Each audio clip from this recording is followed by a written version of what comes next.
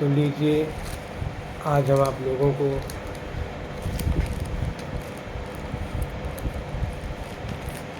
भौतिक विज्ञान के अंतर्गत कुछ महत्वपूर्ण प्रश्नों को आप लोगों को बताने चल रहे हैं, तो आप लोग ध्यानपूर्वक सुनें। कहते हैं कि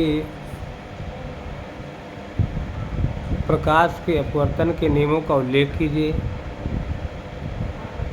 या फिर स्नेल का अपवर्तन संबंधी नियम लिखिए। कहते हैं कि प्रकाश के अपवर्तन के जो नियम बताए गए, तो प्रकाश के अपवर्तन के निम्नलिखित 2 नियम होते हैं। प्रकाश के अपवर्तन के निम्नलिखित 2 नियम होते हैं। नंबर 1 है आपका और नंबर 2। तो नंबर 1 में आप देखेंगे कि आपतित किरण, अपवर्तित किरण तथा आपतन बिंदु। ध्यान दीजिएगा कि आपतित किरण, अपवर्तित किरण तथा आपतन बिंदु पर अभिलंब तीनों एक ही तल में होते हैं।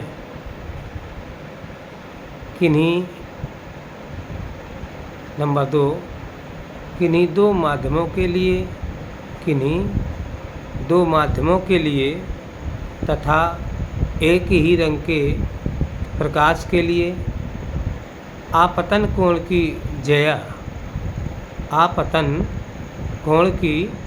ज्या तथा अपवर्तन कोण की ज्या का अनुपात एक नियतांक होता है। यदि आपतन कोण I तथा अपवर्तन कोण R है तो sin I upon sin R बराबर, जहाँ पर एक नियतांक है। इस नियम को स्नेल का नियम भी कहा जाता है।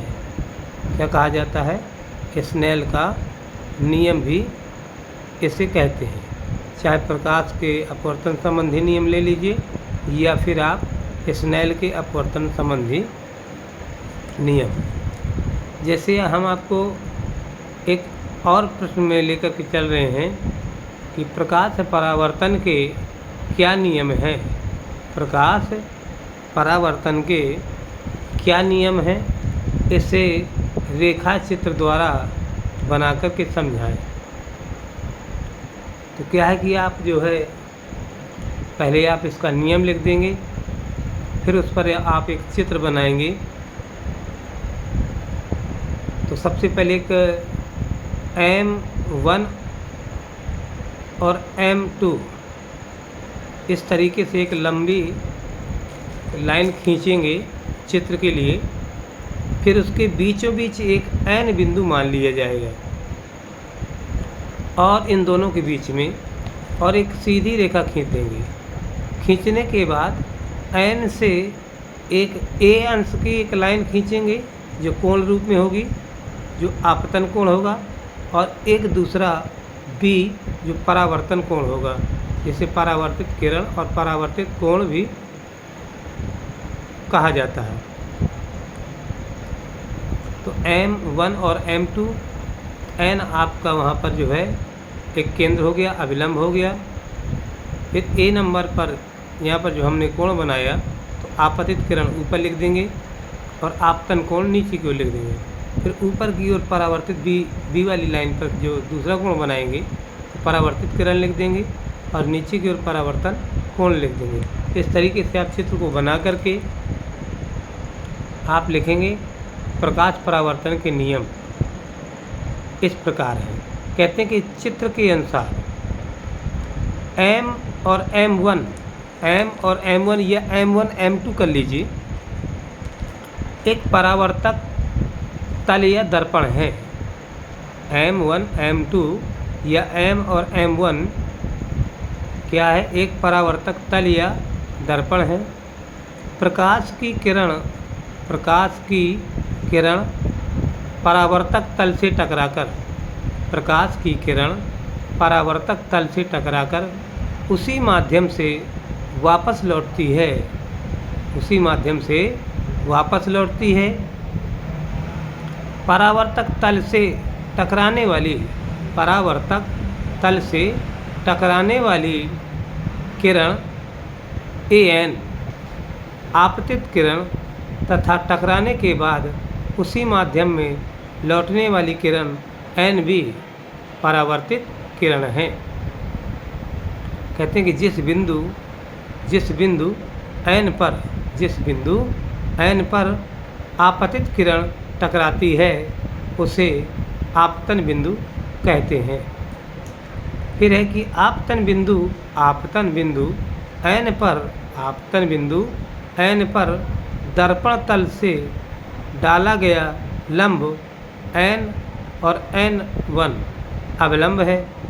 आपतित किरण व अभिलंब के बीच बना कोण ANN आपतन कोण, जो कि I तथा परावर्तित किरण अभिलंब के बीच बना कोण BNN परावर्तित कोण R है। चित्र में आपतित किरण बताया गया कि परावर्तित किरण तथा अभिलंब तीनों एक ही तल में और परावर्तन कोण अपवर्तन कोण के बराबर है। यही प्रकाश परावर्तन का नियम कहलाता है। अब जैसे आप एक सवाल के अंतर्गत है कि वायु के सापेक्ष किसी द्रव्य का क्रांतिक कोण 45 अंश है। वायु के सापेक्ष किसी द्रव्य का क्रांतिक कोण 45 अंश है। उस द्रव्य का अपवर्तनांक ज्ञात कीजिए। तो कहते हैं वायु के सापेक्ष द्रव्य का अपवर्तनांक बराबर 1/sin c, जहाँ c वायु के सापेक्ष द्रव्य का क्रांतिक कोण है। जैसे 1/sin 45 अंश बराबर 1/1/√2 बराबर √2 आ जाएगा। अब देखिए आप लोगों के लिए एक प्रश्न और है। लेंस के प्रथम फोकस एवं द्वितीय फोकस की परिभाषा दीजिए। एक उत्तल लेंस द्वारा किसी वस्तु के प्रतिबिंब बनने का किरण आरेख खींचिए जब वस्तु 2F पर रखी हो। दूसरा, या फिर ऐसा कह सकते हैं कि लेंस के प्रथम फोकस और द्वितीय फोकस को परिभाषित कीजिए। एक वस्तु एक उत्तल लेंस के प्रकाशिक केंद्र से लेंस की फोकस दूरी की दुगनी दूरी पर रहती है। उसके प्रतिबिंब निर्माण को किरण आरेख द्वारा प्रदर्शित कीजिए। प्रथम फोकस लेंस के मुख्य अक्ष पर स्थित वह बिंदु जिससे चलकर आने वाली किरणें उत्तल लेंस में या जिसकी ओर चलकर आने वाली किरणें अवतल लेंस में अपवर्तन के पश्चात मुख्य अक्ष के समांतर हो जाती हैं, लेंस का प्रथम फोकस कहलाता है। इस तरीके से जो है आप इनको कंप्लीट करें। इन सभी प्रश्नों को आप लोग देखें अच्छी प्रकार से। यदि आप हमारी वीडियो को जो है और हमारे चैनल को सब्सक्राइब करते रहेंगे, हमारी वीडियो को लाइक करते रहेंगे तो निश्चित है, और यदि आप खोल करके देखते भी रहेंगे तो निश्चित है कि आपको किसी भी प्रकार की घबराने की कोई ज़रूरत नहीं है। आप अच्छी प्रकार से देखते रहें, घबराएं नहीं। और निश्चित है कि अभी आप लोगों के लिए पूरा देखिए मई का महीना डला है, पूरा जून का महीना डला है, पूरी जुलाई, मई, जून, जुलाई, अगस्त, सितंबर, अक्टूबर, नवंबर, दिसंबर, जनवरी, 9 महीने पढ़ाई के लिए आपको जो है कंटिन्यू दिए गए हैं। और अगर उस हिसाब से यदि आप चलते हैं, विद्यालय के हिसाब से चलते हैं, तो देखिए बेटा मई और जून, देखिए 10 मई के बाद लगभग विद्यालय बंद हो जाएंगे। वैसे 20 मई को विद्यालय बंद होते हैं। हो सकता है गर्मी अधिक पड़ने के कारण सरकार जो है इतनी तेज़ धूप हो रही है, हो सकता है सरकार कह दे कि जो है विद्यालयों को बंद कर दीजिए, क्योंकि 7, साढ़े 7 से 12:30 का जो समय दिया गया उस 7:30 से 12:30 के समय में भी बहुत अधिक तेज धूप होती है। इतने में जो है बच्चे यदि तौलिए वगैरह लेकर के नहीं आते हैं, बड़ी तेज़ धूप जो है सर पर लगती है। हम ये जो है आप सभी लोगों से कहना चाहते हैं कि आप लोग सभी लोग जो विद्यालय में आप लोग आते हैं, पढ़ने जाते हैं आप लोग, तो तौलिया का इस्तेमाल ज़रूर करें। कुछ न कुछ रुमाल ज़रूर सर पे बांधें, पानी अधिक पिएँ, ठीक है ना। और बाज़ार की उल्टी सीधी चीज़ें आप लोग मत खाएं, क्योंकि ये गर्मी का मौसम बहुत अधिक तेज़ी के साथ बढ़ रहा है।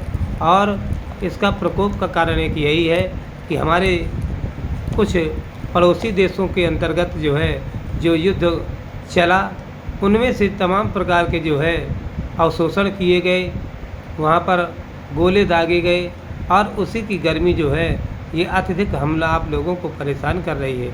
इसलिए मैं आप सभी लोगों से यही कहना चाहता हूँ कि आप हमारे वीडियो के माध्यम से इसी प्रकार से आप इन प्रश्नों को देखते रहें, याद करते रहें।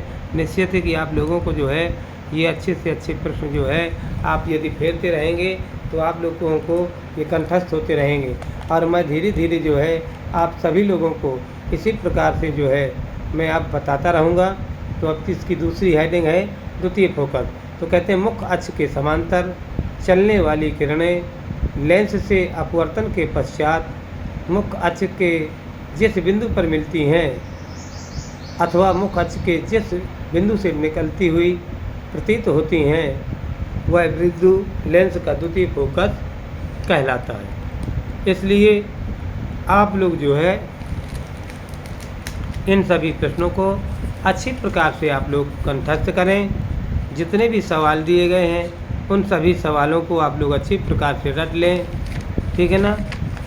चाहे जिस तरीके से आप करें, अभ्यास करें, और यदि आप इसी प्रकार से कार्य करते रहेंगे तो हम दावा करते हैं कि आप लोग जो है बहुत अच्छे अंकों से जो है पास होंगे, उत्तीर्ण होंगे।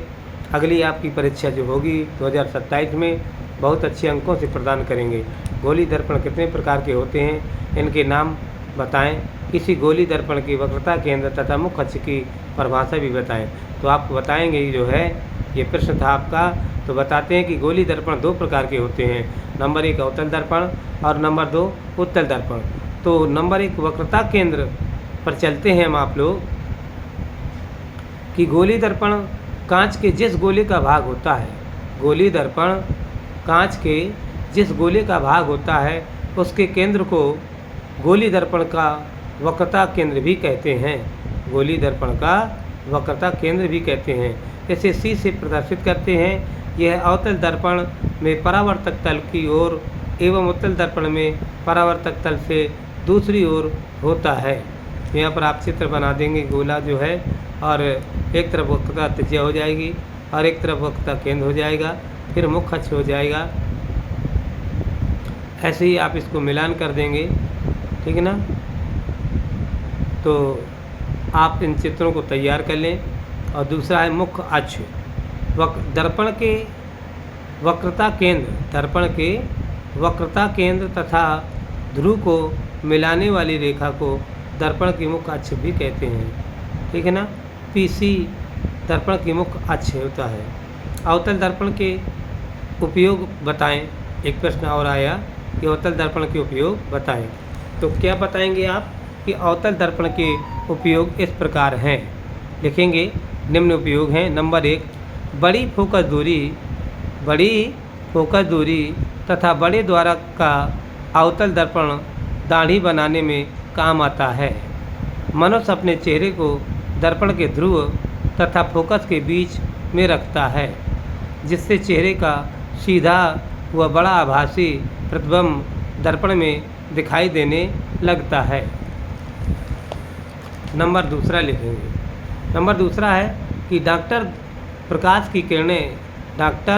की किरणें छोटे अवतल दर्पण से परावर्तित करके आँख, दांत, नाक, गले इत्यादि में डालते हैं।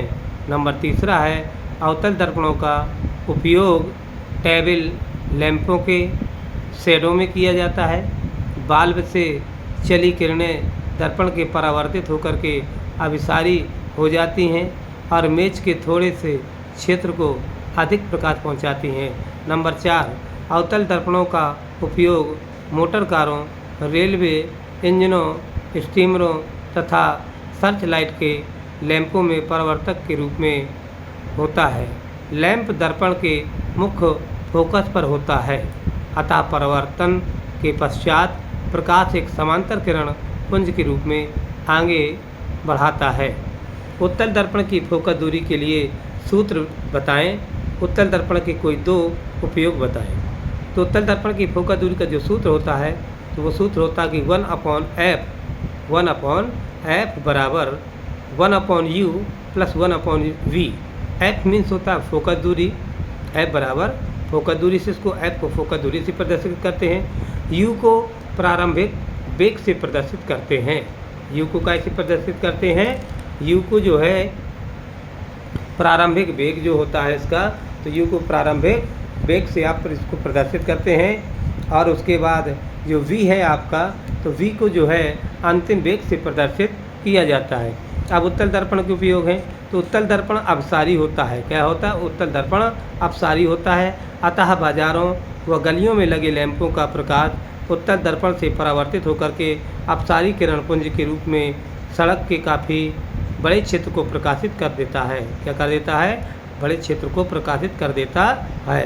और नंबर दूसरा, ट्रकों, बसों और मोटर कारों में ड्राइवर सीट के पास उत्तल दर्पण लगा रहता है, जिससे ड्राइवर अपने पीछे के बड़े दृश्य क्षेत्र में आने वाले सभी व्यक्तियों तथा गाड़ियों के प्रतिबिंब देख सकता है। इस प्रकार से मैंने आप लोगों को जो है ये प्रश्न आप लोगों को मैंने बताए। तो आप जो है इन प्रश्नों को आप लोग अच्छी प्रकार से कंठस्थ करें, अच्छी प्रकार से कंप्लीट करें, ठीक है ना। और जितना आप लोग अभ्यास करेंगे उतना ही आप लोगों को जो है इसका अवसर प्रदान होगा।